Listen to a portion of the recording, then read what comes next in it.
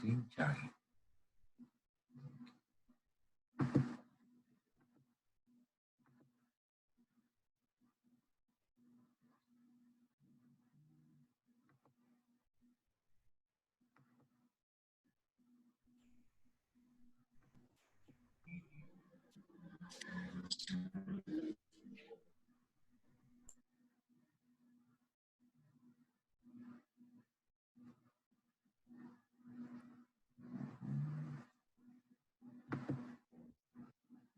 Camila Sedek.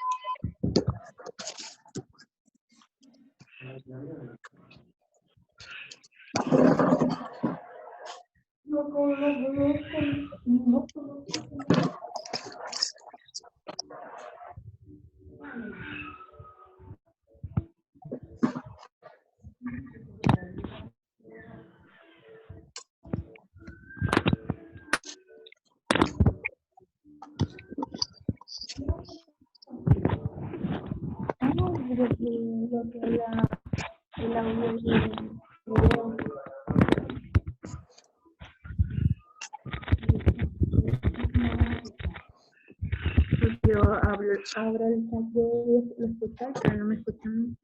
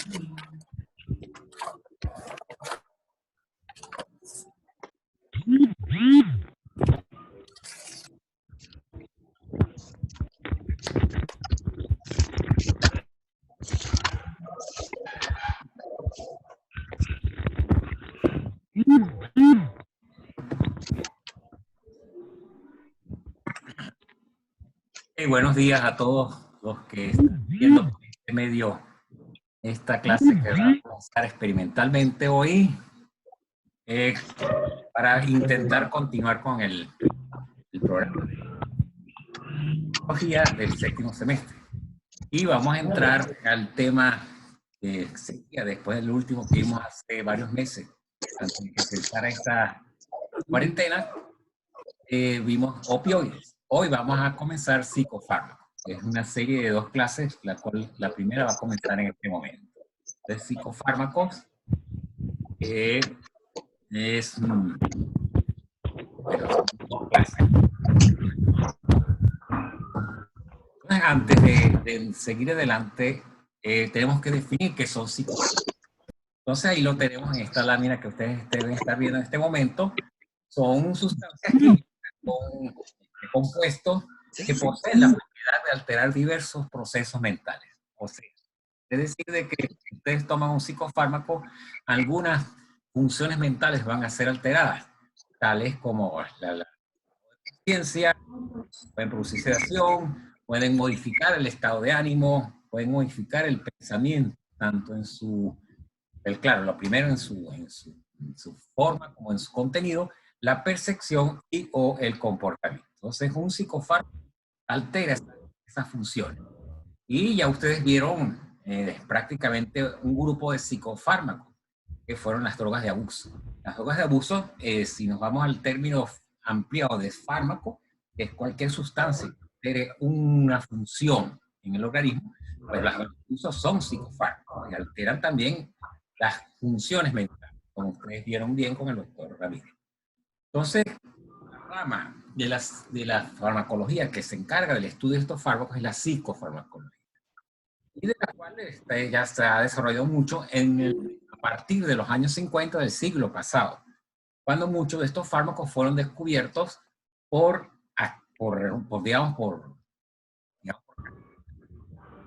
fueron sus acciones, sobre todo en el alivio de los síntomas de la esquizofrenia. Y bueno, la psicofarmacología es el pilar básico en la actualidad de la psiquiatría biológica. Antes del desarrollo de los psicofármacos, la psiquiatría biológica se basaba en terapias como la terapia electroconvulsiva, o lo que vulgarmente se llama como el choque eléctrico, y como los baños de agua fría, el choque insulínico, etcétera, eran parte de la psiquiatría biológica.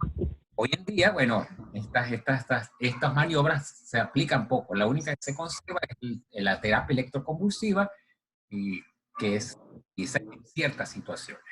Entonces, la psiquiatría biológica ahora actualmente tiene como arma principal psicofármacos.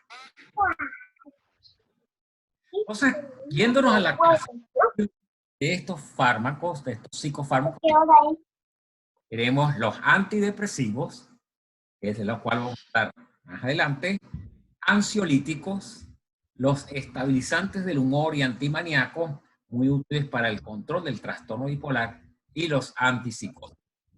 Entonces, hoy vamos a hablar de los antidepresivos, o en esta primera.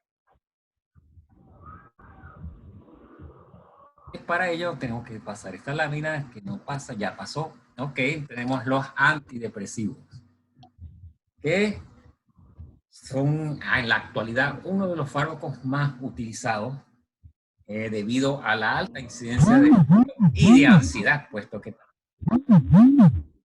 más que todo con la situación que tenemos en el país agravada por la pandemia. Entonces, para hablar de antidepresivos tenemos que ver la siguiente lámina que no.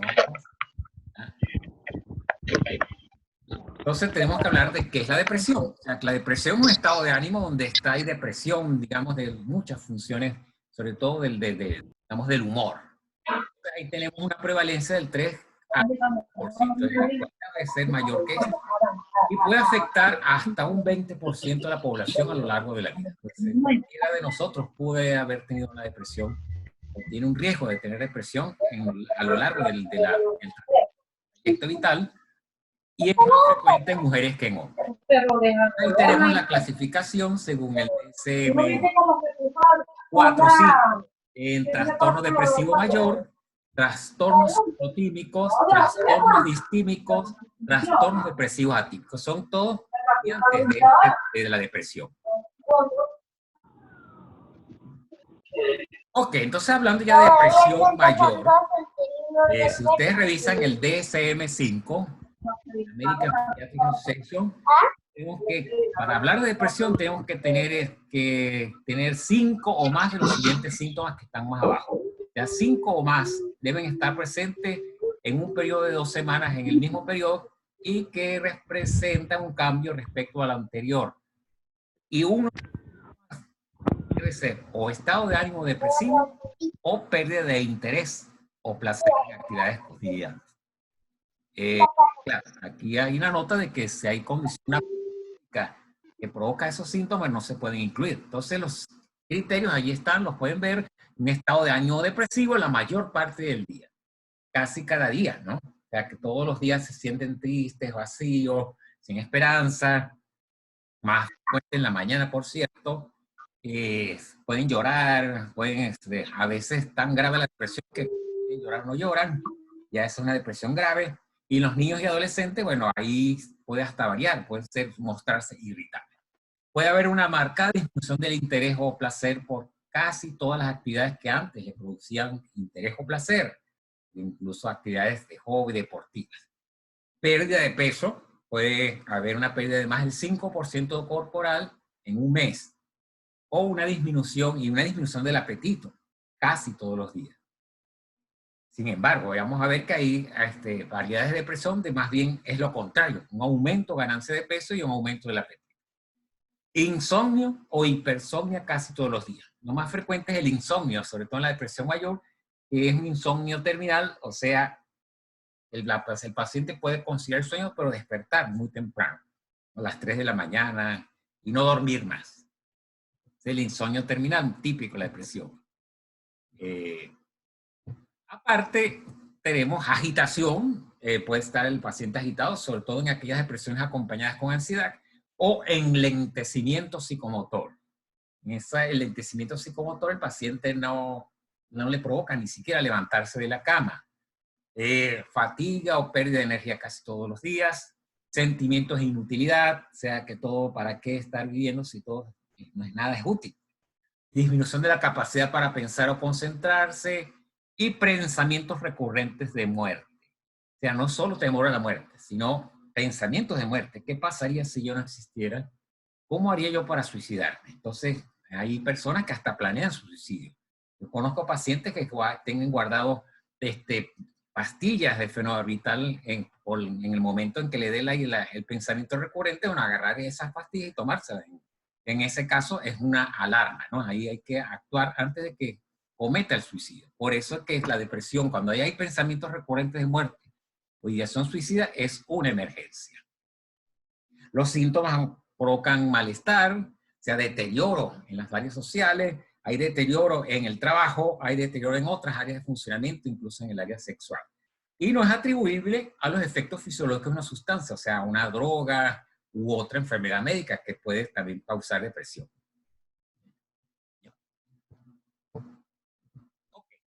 Entonces, cuando hablamos de dónde viene esta enfermedad, bueno, hay factores, se han hablado de factores epigenéticos, tales como el estrés por rechazo social, que ya el rechazo social crónico hay cambios en el glicogen, sobre todo en los roedores que son rechazados por las otras ratas, cambios en el hipocampo del roedor y una disminución en la expresión del factor neurotrófico derivado del encéfalo, el BDNF, aparte de que aumenta la metilación de la histona, que es y esta metilación provoca que no se exprese este gen.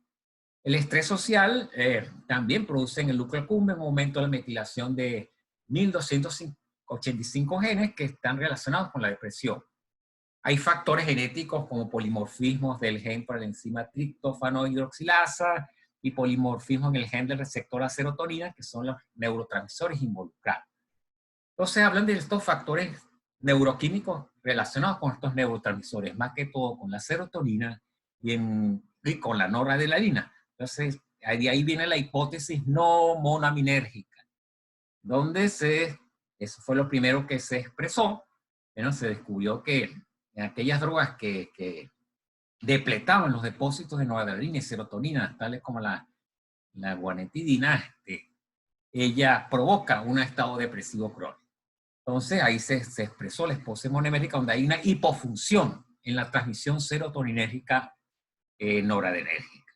Aparte de que hay alteraciones en el eje hipotálamo, hipófisis adrenal, donde no hay una regulación adecuada de este eje, hay una secreción crónica alterada e importante de cortisol.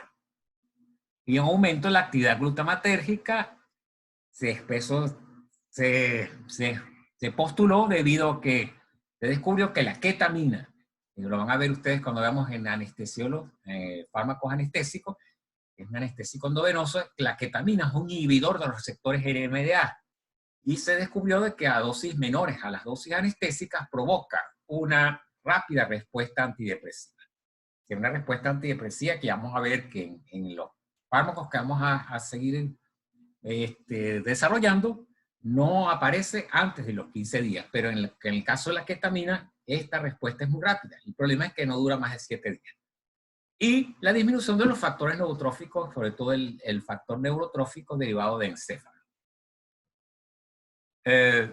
Hay una disminución de la plasticidad neuronal. De hecho, en casos de depresión muy crónica, maltratada, puede haber una atrofia del hipocampo. Se ha postulado incluso una disfunción mitocondrial subyacente. Son teorías, hechos que seguramente ustedes verán cuando vean psicopatología.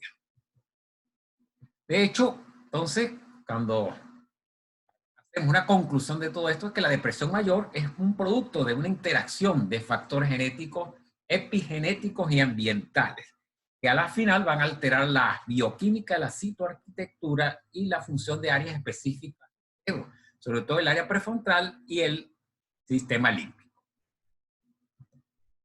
Entonces, ¿cuál es el abordaje terapéutico actual? La depresión.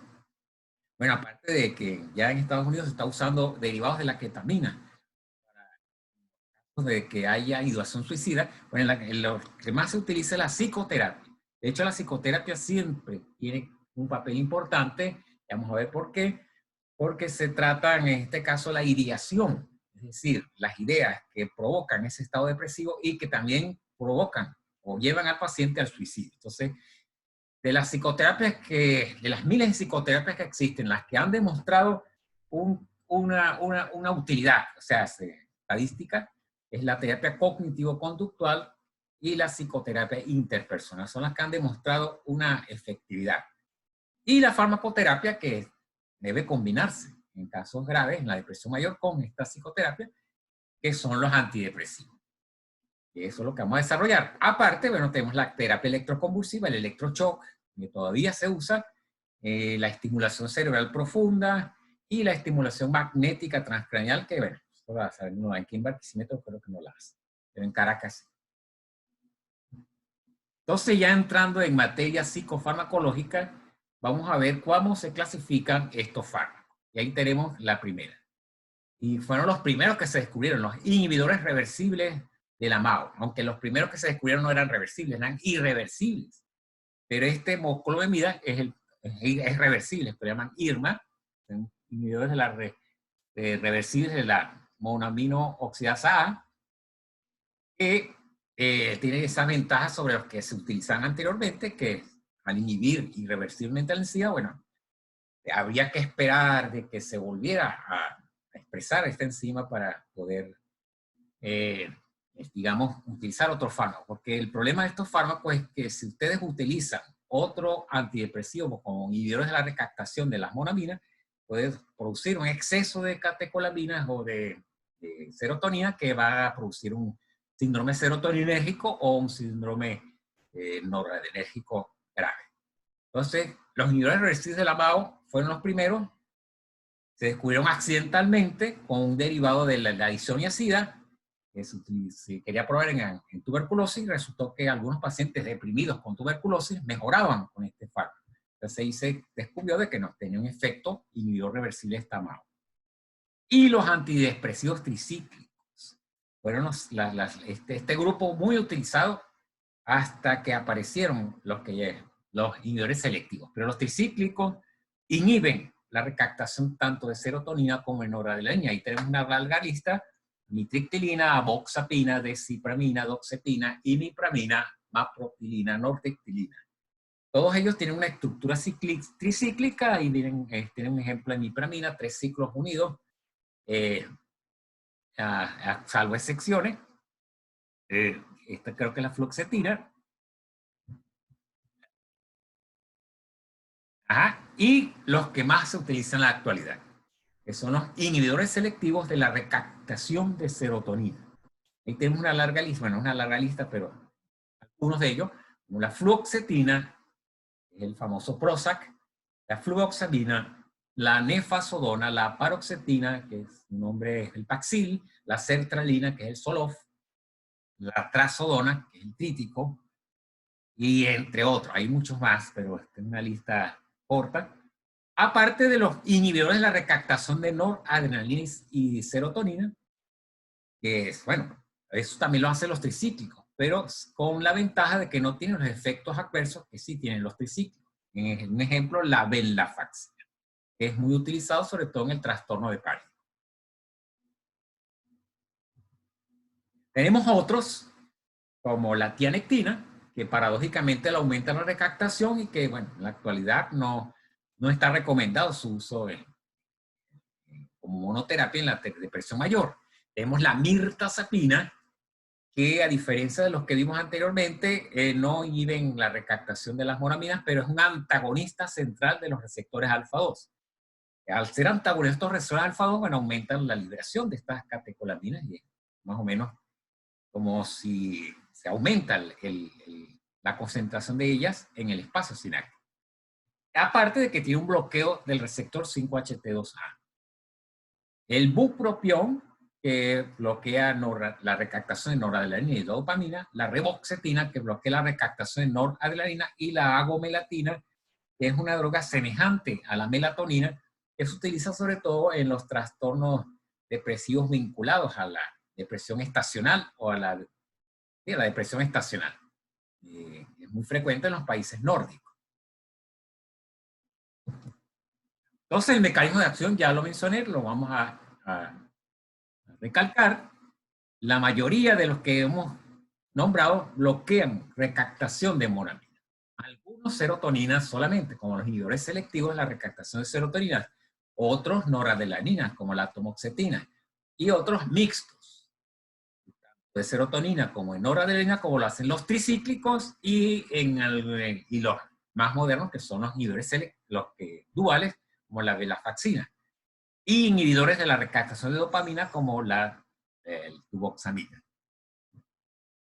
Hay otros que bloquean los receptores serotoninérgicos 5-HT2, los alfa-1 y alfa-2 histaminérgicos y muscarínicos. Los que bloquean los receptores 5-HT2, ya el nombre es que las mirtazapina, los que inhiben la monoaminoxidasa, aumentando la disponibilidad de estas catecolaminas al no poder ser destruidas por la MAO que está inhibida, como ya nombramos la moscoloemida, etc. Entonces todos ellos van a aumentar la disponibilidad de catecolaminas en el espacio sináptico de las vías serotoninérgicas noradrenérgicas.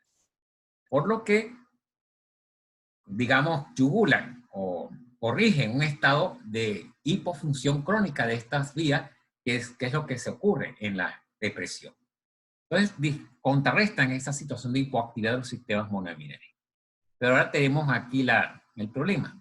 Bueno, ahí tenemos en esta lámina como el aumento de la concentración de estas catecolaminas en el espacio sináptico van a estimular receptores tanto noradrenérgicos como serotoninérgicos, presinápticos y postsinápticos. Y a la larga, esto va a provocar como una regulación a la baja de estos receptores, que es lo que va a explicar a la larga el efecto antidepresivo. Es decir, y esto es muy importante, los antidepresivos, a pesar de que aumentan la disponibilidad de estas monoaminas en el espacio sináptico, no corrigen el estado antidepresivo hasta haber pasado 15 días por lo menos. O sea que el efecto agudo no se va a ver. No vamos a tener un efecto agudo antidepresivo. El efecto antidepresivo va a aparecer tardíamente, de 15 a 21 días. Y esto es muy importante tenerlo en mente. ¿Y por qué es importante tenerlo en mente? Porque a pesar de que usted le ponga el tratamiento, el paciente no se va a mejorar inmediatamente. Y es ahí donde juega un papel importante la psicoterapia, para mantener al paciente adherido al tratamiento. Animarlo a que consuma el tratamiento así no vea cambios en los primeros días, porque es el uso continuo lo que a la larga va a mejorar la depresión. Y eso tiene que ver con la activación de otras vías de fosforilación que a la final van a, digamos, a aumentar la expresión de estos factores neurotróficos derivados del cerebro, la BDNF, y inhibir esta apoptosis que está ocurriendo en estas neuronas en el sistema límbico. Entonces, ese es el mecanismo a la larga de estos antidepresivos. Lo primero que ocurre, sobre todo en los inhibidores de la recaptación, es la inhibición de esta recaptación. Aumenta la disponibilidad de monoaminas en el espacio sináptico que van a estimular receptores pre- y postsinápticos que van a disparar vías de fosforilación de sinasas que van a aumentar a la final la expresión de factores neurotróficos encefálicos.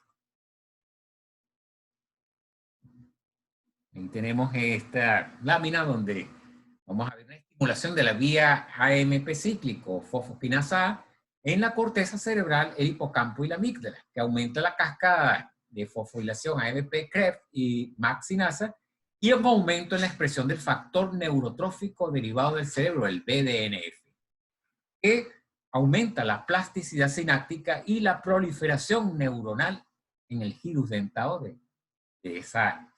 del sistema límbico. Entonces, importante, de nuevo recalco, el efecto terapéutico demora de 2 a 3 semanas. Eso vale para los inhibidores de la recaptación de serotonina, los inhibidores, los tricíclicos, los duales, e incluso de los inhibidores de la monoaminoxidasa. Y hay un efecto de latencia. El único que no tiene este efecto de latencia que ya mencioné anteriormente es la ketamina. Pero que no se puede utilizar, parece que es una droga, es un anestésico y que puede producir otros efectos, incluso psicotomiméticos. Ellos mejoran el estado de ánimo, incrementan el estado de alerta a lo largo de los días que van pasando, incrementan la actividad física. Pero aquí viene el problema. O sea, si el paciente tiene una ideación suicida, pero claro, si hay un enlentecimiento psicomotor, quizás sea una ideación fuerte, pero con el enlentecimiento no van a ejercer, no van a hacer efectivo ese suicidio.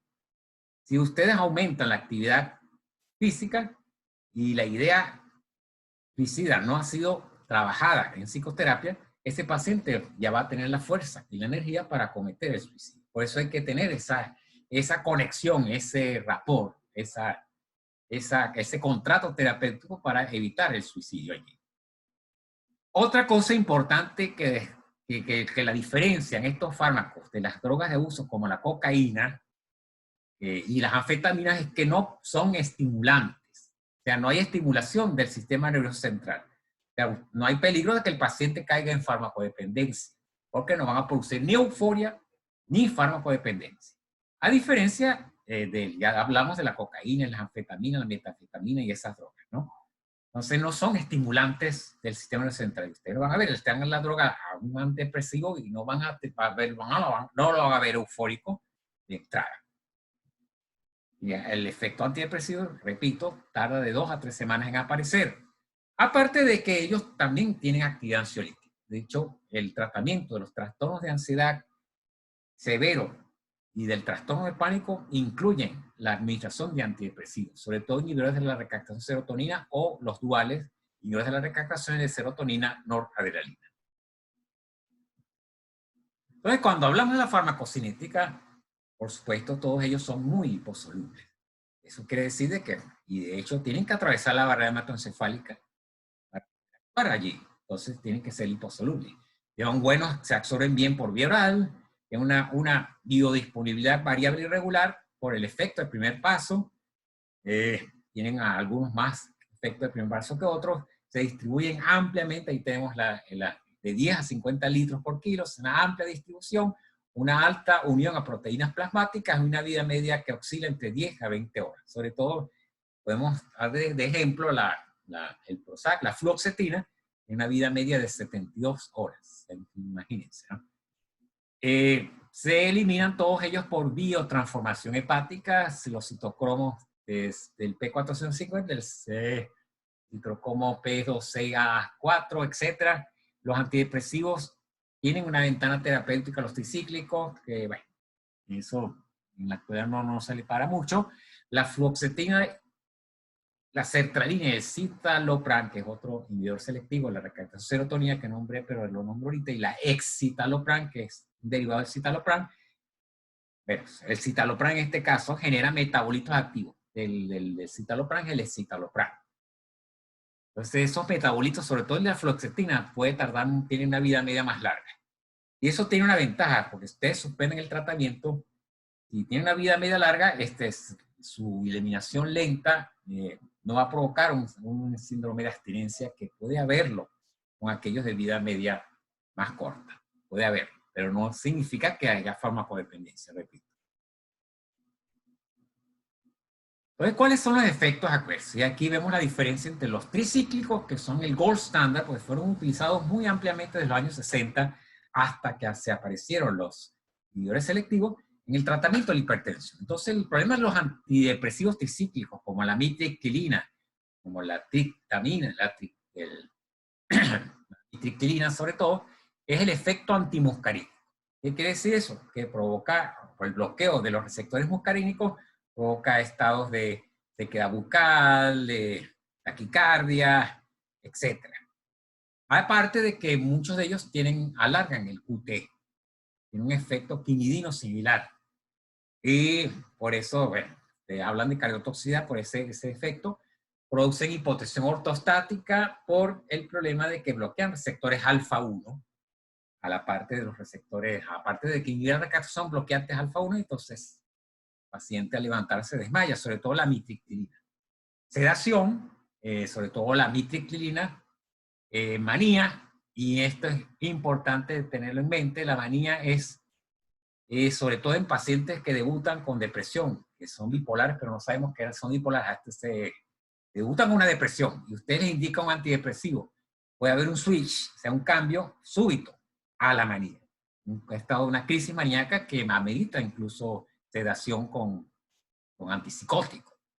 Entonces hay que tener cuidado con esto. Siempre hay que averiguar en cualquier paciente depresivo los antecedentes familiares, si hay pacientes con trastorno bipolar en la familia, porque el trastorno bipolar tiene una componente genética importante, antes de indicar estos fármacos. Y si se van a indicar, hay que combinarlos con un estabilizante del humor.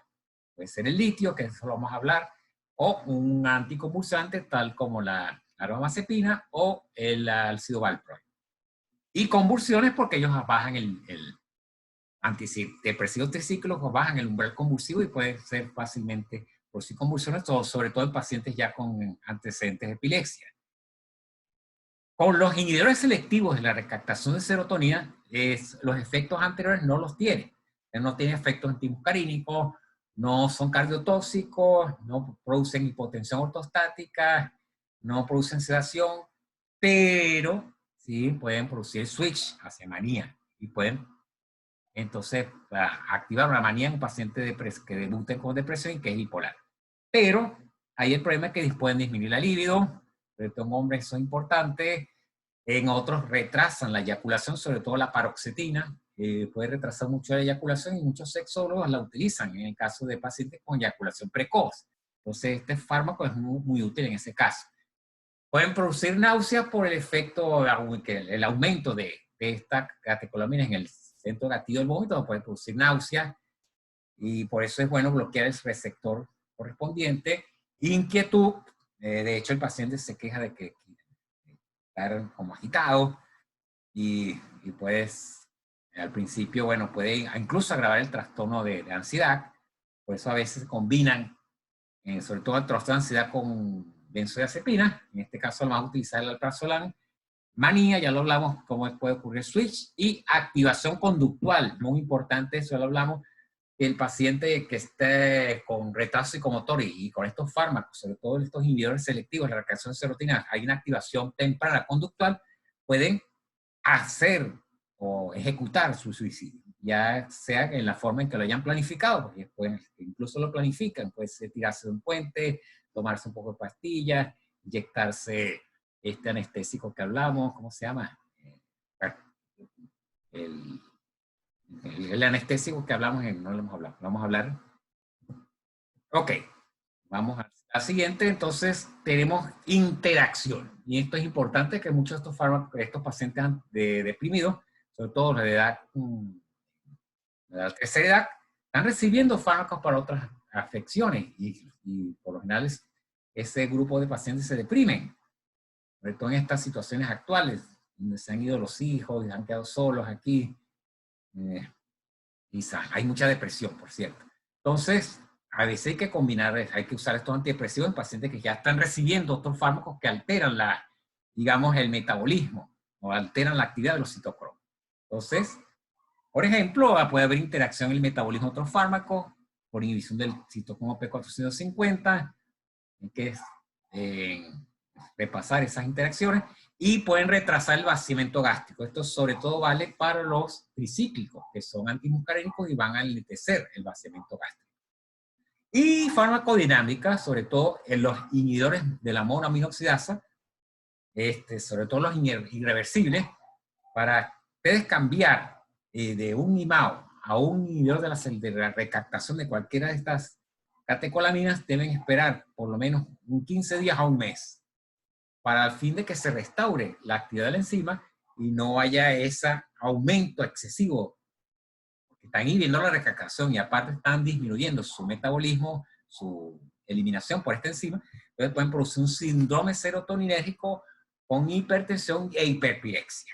Entonces, cuidado con los IMAO.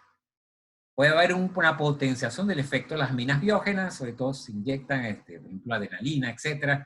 Puede potenciar el efecto depresor del etanol, sobre todo en aquellos psicofármacos, en aquellos antidepresivos que tienen actividad sedante, por ejemplo, la mirtazapina o la amitriptilina en el caso de la triciclo. Entonces, hay que advertir al paciente de que no consuma alcohol ni otros fármacos depresores. Bueno, ya dijimos que se pueden combinar en el caso del trastorno de pánico con una benzodiazepina. Bueno, y uno regula la dosis, el alprazolam o el clonazepam. Entonces, sus usos terapéuticos están ahí listados. El uso más frecuente es en el trastorno depresivo mayor. Un trastorno frecuente. Hay mucho trastorno depresivo mayor y que hay, aparte de la psicoterapia, en la mayoría de los casos requiere tratamiento farmacológico. Entonces, aquí hay que esperar 2 a 4 semanas para ver el efecto. Entonces, la dosis en la fase de remisión de 2 a 4 semanas. Se continúa de 6 a 12 meses y se retira en forma gradual. En forma gradual para evitar el síndrome de abstinencia. O sea, el síndrome que bajen los niveles de antidepresivos puede caer como una especie de una depresión leve o grave, dependiendo. Se hay que retirarlos gradualmente y valorar. Puede ser que si vuelve a aparecer el cuadro depresivo, hay una recaída, que vuelve a reiniciar, y hay pacientes que lo requieren consumir todo el resto de su vida. Eso sí hay que tenerlo en cuenta, sobre todo en aquellos pacientes que han tenido varios episodios a lo largo de ella. Se prefiere iniciar con la actualidad, ya que disponemos de ellos, con los inhibidores selectivos de la recaptación de serotonina, siempre complementado con psicoterapia. En ancianos, se debe evitar en lo posible el usar los tricíclicos, por sus efectos antimuscarínicos. Entonces, es preferible siempre usar en ancianos los inhibidores selectivos de la recaptación de serotonina. Recuerden que en los ancianos puede haber también un deterioro cognitivo frecuente, incluso Alzheimer. Entonces, los antimuscarínicos agravan el cuadro cognitivo. Y tener en cuenta que hasta un 40% de los pacientes con depresión mayor no responden a la terapia farmacológica. Tenemos aquí un 40, unos dicen 30, la regla de los tercios dicen que un 30% responden favorablemente, otros responden parcialmente y un 30% no responden a estos fármacos. Entonces hay que cambiarlo, hay criterios para ello. Ustedes deben, cuando se hacen el posgrado de psiquiatría, lo van a saber, pero hay que cambiarlos, modificarlos con otros fármacos de la misma, puede ser un ISRS de otro tipo, e incluso combinarlos con potenciadores, que en este caso puede ser el litio, o incluso el ácido valproico, que son los que llaman potenciadores, o combinarlos con, en el caso de que haya un hipotiroidismo, a veces hay un hipotiroidismo subclínico, que lo que da es depresión, entonces se puede combinar con hormona tiroidea. Allí puede hacer. En caso de que todo eso falle, tenemos la terapia electroconvulsiva, que es muy, muy eficaz, sobre todo en casos de depresión psicótica con ideación suicida severa, o en lo que se está utilizando las bolos de ketamina o desketamina, que se usa por vía intranasal. Ahora hay otros usos también. Por ejemplo, los inhibidores de la recaptación de noradrenalina como la atomoxetina se utilizan en el síndrome de hiperactividad, que es muy frecuente en niños y en algunos adultos, que es el déficit de atención con hiperactividad. La atomoxetina, la venlafaxina, que además inhibe la recaptación de serotonina, como vimos anteriormente, y la reboxetina, que inhibe la recaptación también de noradrenalina. Entonces, para el síndrome de hiperactividad, se usan esos tres, porque tienen que ver con la recaptación de noradrenalina. Para el dolor crónico, si ustedes recuerdan, vimos que sucintamente en la clase de opioides, la vía de transmisión del dolor, y hay una vía descendente que inhibe esta actividad. El anterior. Entonces, para el dolor crónico, esta vía descendente es una vía noradrenérgica serotoninérgica. Entonces, podemos utilizar estos fármacos inhibidores de recaptación para aumentar la transmisión serotoninérgica noradrenérgica en esta vía inhibitoria del dolor que viene de los centros de la sustancia gris periaqueductal. Para la enuresis, no sé ahorita, pero en mi época se usaba la imipramina, porque ella por su efecto anticolérgico inhibe digamos, el vaciamiento vesical, sobre niños que se orinan la cama. Esa es la enuresis, la micción nocturna involuntaria. Y en la narcolexia, que es un trastorno severo del sueño, el paciente se duerme súbitamente durante el día. Entonces lo que hay que aumentar la recaptación, a disminuir la recaptación en noradrenalina, en este caso se usa la reboxetina, la atomoxetina y la venlafaxina, para aumentar los niveles de noradrenalina y mantener al paciente alerta. Entonces esos son los otros usos. Aparte de la depresión, pues se utilizan algunos de ellos, no todos, pero todos los que inhiben la recaptación de noradrenalina, la hiperactividad. En el dolor crónico se utilizan sobre todo los duales, en este caso amitriptilina y venlafaxina. Ahorita se prefiere más la venlafaxina porque tiene menos efectos antimuscarínicos, no tiene efectos antimuscarínicos.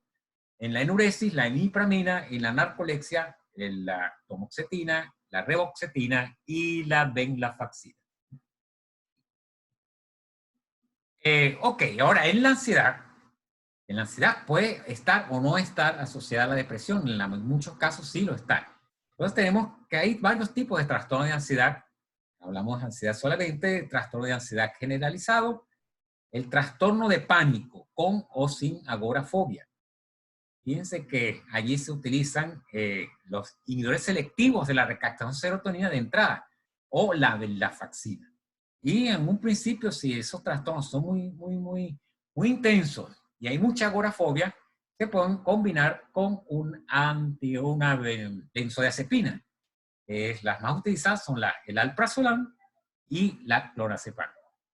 En la fobia social, que es muy frecuente, sobre todo en alumnos, en personas que tienen miedo escénico, esa es la fobia social, bueno, se utiliza la venlafaxina y los inhibidores selectivos de la recaptación de serotonina, siempre con psicoterapia. Pues se utiliza también la psicoterapia, en el caso de la terapia de sensibilización con relajación. En la fobia específica, bueno, dependiendo de la fobia, si es una fobia a culebras que no existe, bueno, no es necesario tratarla, a menos que te vayas a dedicar a estudiar las culebras. Pero si es una fobia a todo, o sea, a los ascensores, a los aviones, a ir en autobús, al virus, el coronavirus, etcétera, bueno, ahí en ese caso la psicoterapia juega un papel importante. Y en casos muy graves, bueno, había que medicarlo con las drogas de venlafaxina y SRS o las benzodiazepinas. En el trastorno de estrés postraumático, que son estos trastornos que aparecen después de una catástrofe, donde el paciente va cada vez que ocurre un suceso similar a esa catástrofe, revive en forma intensa el hecho, y tiene insomnio, tiene vigilia, o sea, insomnio y está como hipervigil, pendiente. Pero todo eso ocurrió mucho cuando el deslave del 99, que muchos de estas personas quedaron con ese trastorno de estrés postraumático. Y cada vez que llueve por allá, por cierto, se le despierta.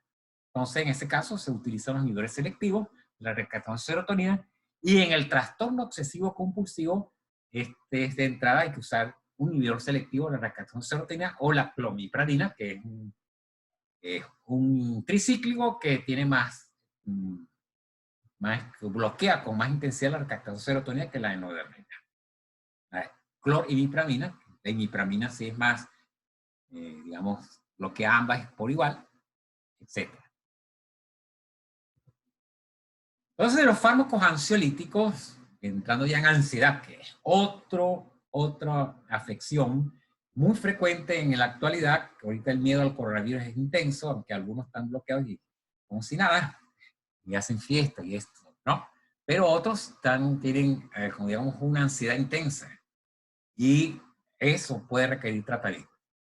Entonces ahí tenemos los diferentes fármacos ansiolíticos como las moduladoras de receptor GABA, que son las benzodiazepinas, que son las que vamos a hablar en la clase de hipnóticos sedantes, los antidepresivos, que ya dijimos su uso como tratamiento principal del trastorno de pánico, los agonistas parciales del receptor 5-HT1A, la buspirona, la ixapirona y la gepirona. De hecho, la buspirona es muy utilizada en estos trastornos de ansiedad no graves, porque el trastorno de pánico ahí sí no va a servir, sino en los trastornos de ansiedad generalizados, muy graves.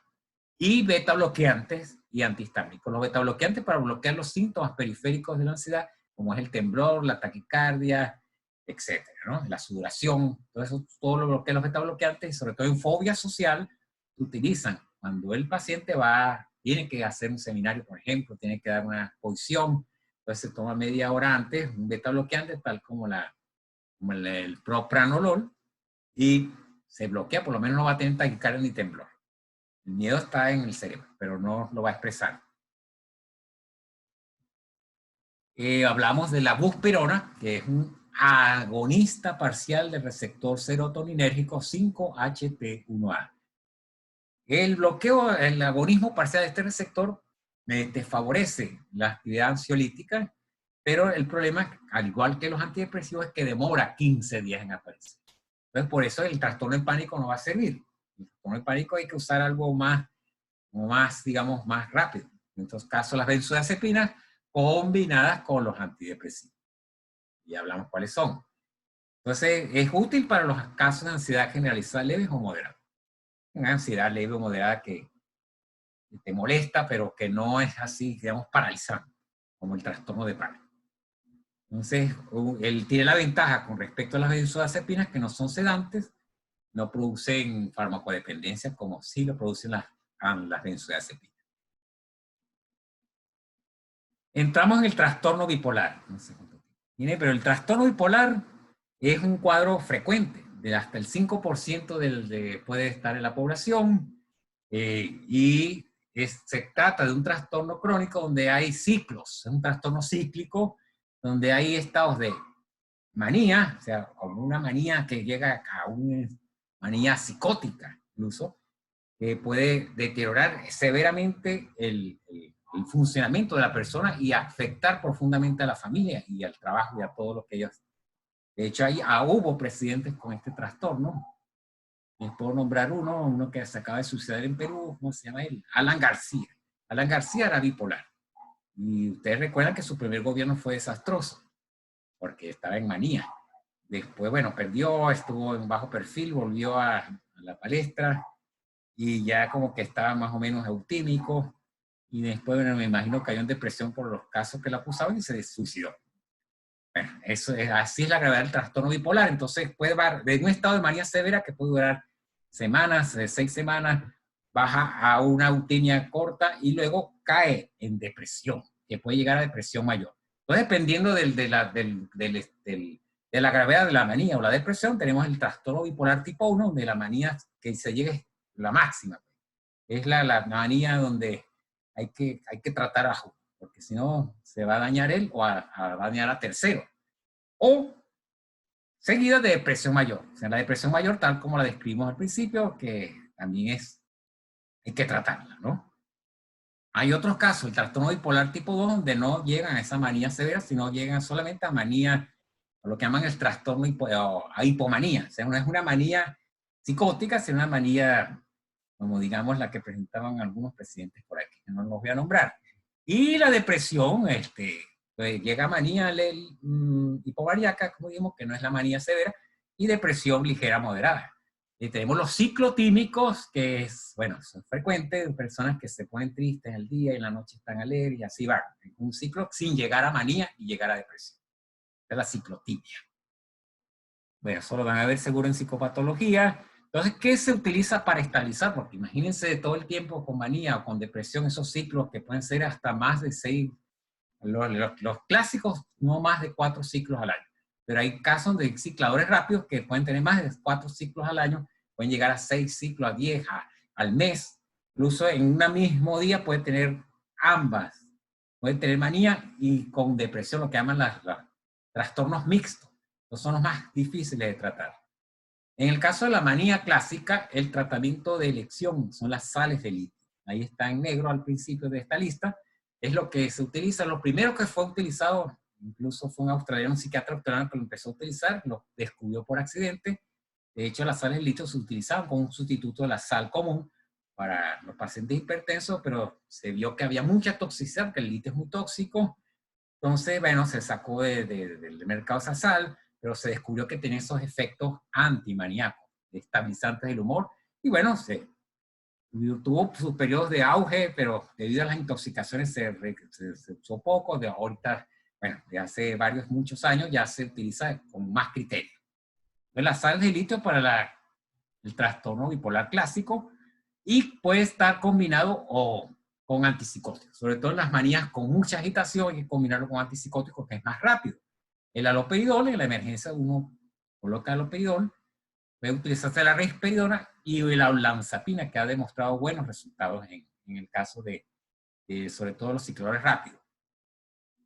Las otras sustancias útiles y que se utilizan en la actualidad es el valproato, el ácido valproico, que es sobre todo útil en la manía, en la trastorno bipolar de cicladores rápidos, en las cuales el litio no es tan efectivo, y la carbamazepina.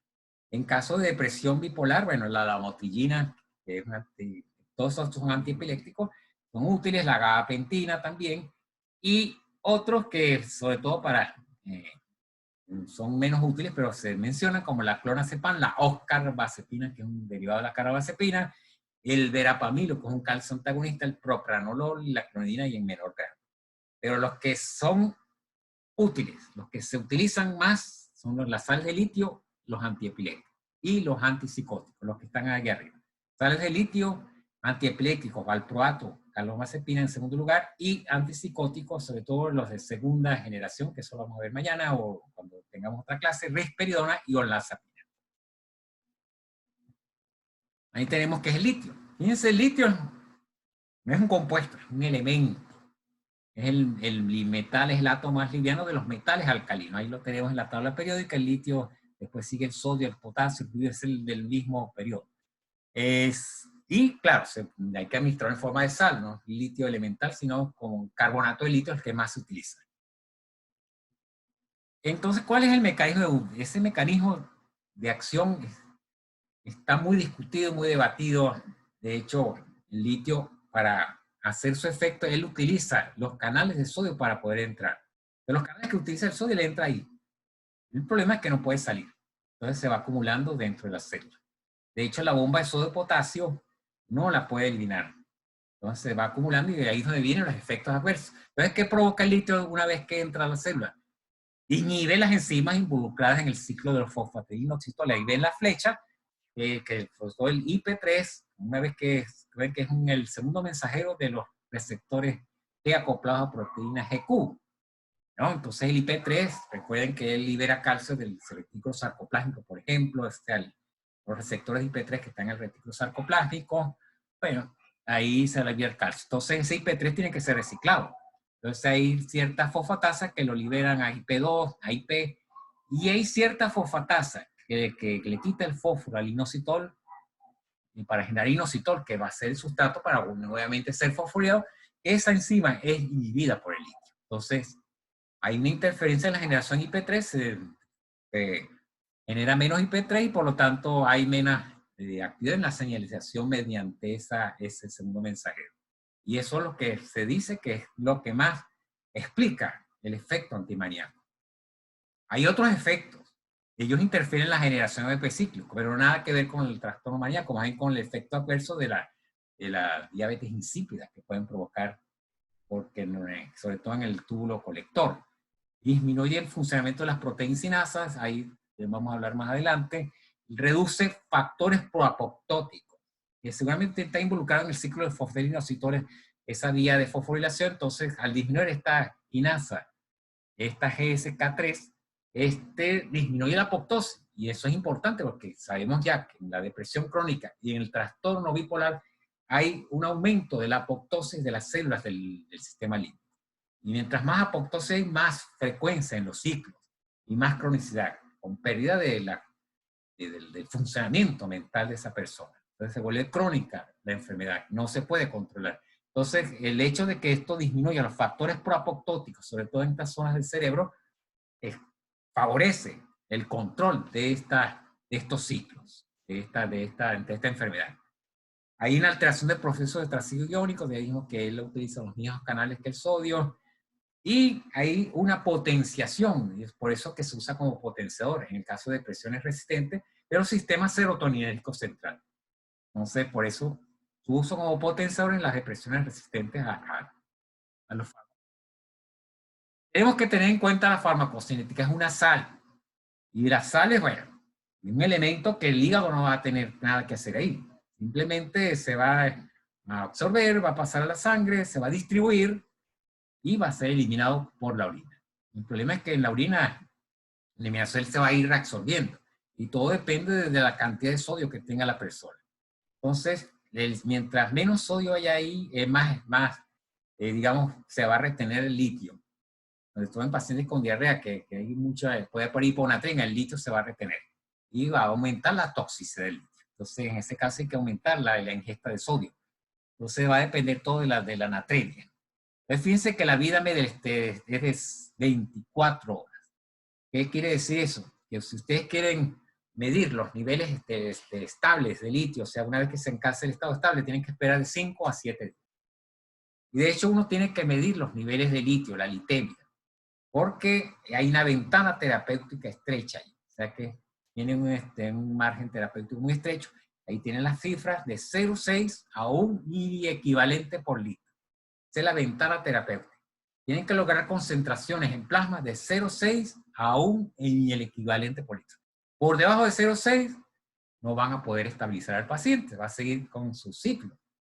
Por encima de 1 a 1,2 en algunos autores dicen, van a tener efectos adversos que pueden llegar a matar al paciente. Entonces, ese es el margen terapéutico. Tienen un estrecho margen terapéutico. Luego uno da el litio, digamos 300 miligramos cada 8 horas, empieza con ese litio y a los 7 días uno le pide la litemia. Y vamos a ver, claro, en la clínica, ¿no? Y hay una mejoría. Entonces, si está en el rango de 0,6 a 1 microvalente, bueno, chévere, mantenemos la misma dosis y vamos a valorando, ¿no? Que el paciente no vaya a caer en diarreas o en estados de hiponatremia para que ahí se aumentan los niveles de litio y ahí puede haber toxicidad. Entonces el efecto es lento, de 7 a 14 días, por lo tanto, en manías con mucha agitación, aparte del litio hay que colocar un antipsicótico. Los efectos adversos, ahí los tenemos, los más frecuentes, náusea, vómitos y diarrea. Y de hecho, si hay náusea y vómitos, bueno, ya eso va a disminuir incluso el sodio y va a agravar el estado adverso, donde vamos a ver temblor fino, malestar, fatiga, enlentecidos psicomotorios, o sea que el paciente a veces abandona el tratamiento porque ya no va a sentir, cuando uno está en manía, uno se vuelve eufórico y no quiere salir de la manía. Y ahí está el problema, que es como está eufórico, quiere hacer todo lo que se le venga a la mente, comprar así sin control, ¿qué más puede hacer? Viajar por todo el mundo, involucrarse en actividades sexuales sin protección, en actividades delictivas, etcétera, etcétera, etcétera, ¿no? Entonces eso va a dañar al final al paciente, a la familia, se va a incurrir en negocios riesgosos que van a arruinarlo a él y a la familia. Entonces, ese es el problema. Entonces el paciente al tomar este fármaco se va a sentir como menos alegre, menos eufórico. Y si no hay una buena psicoterapia, el paciente va a abandonar el tratamiento. Así que advertir de que sí, se van a enlentecer, se van a sentir mal, pero es por su bien. Pero claro, cuando ya empieza el enlentecimiento severo, ahí sí es un efecto adverso que hay que tratar. Puede alterar la función renal, ya hablamos de la diabetes insípida, vamos a tener un aumento de la diuresis, porque no va a haber la reabsorción de sodio, de agua en este caso, el túbulo colector, y vamos a tener un aumento de la diuresis. Va a haber hipotiroidismo y hipotiroidismo por el bloqueo, por la alteración en la generación de MP cíclico, que es necesaria para que funcione la TSH en el tiroides, aumento de peso y leucocitosis. La leucocitosis, bueno, aumentan los leucocitos, pero no hay repercusión clínica. De hecho, no vamos a tener un síntoma para eso. De hecho, en alguna oportunidad se utilizó el litio para pacientes con leucopenia severa. Claro, ahorita hay factores de estimulantes de colonias que son una alternativa mejor al litio. Ok, entonces teniendo en cuenta estos efectos adversos, uno utiliza el litio con precaución, sobre todo, bueno, ustedes como médicos generales no lo van a usar. Entonces, es de uso psiquiátrico del especialista de psiquiatría. Pero les van a llegar pacientes de emergencia intoxicados y ustedes tienen que tener en cuenta esto. Ok, aquí terminamos la primera parte de esta serie de 2 clases sobre psicofármacos. En la próxima oportunidad vamos a ver lo referente a los psicofármacos utilizados en los trastornos psicóticos. tales como esquizofrenia, psicosis reactiva breve y otros trastornos psicóticos. En la manía con síntomas psicóticos, en la depresión con síntomas psicóticos. Vamos a ver estos fármacos y vamos a hablar sobre todo bueno, ya hablamos de los ansiolíticos, el trastorno bipolar, bueno, sobre todo de los antipsicóticos, es lo que vamos a hablar en la próxima clase. Si tienen alguna pregunta, la pueden escribir y se las contesto por este medio.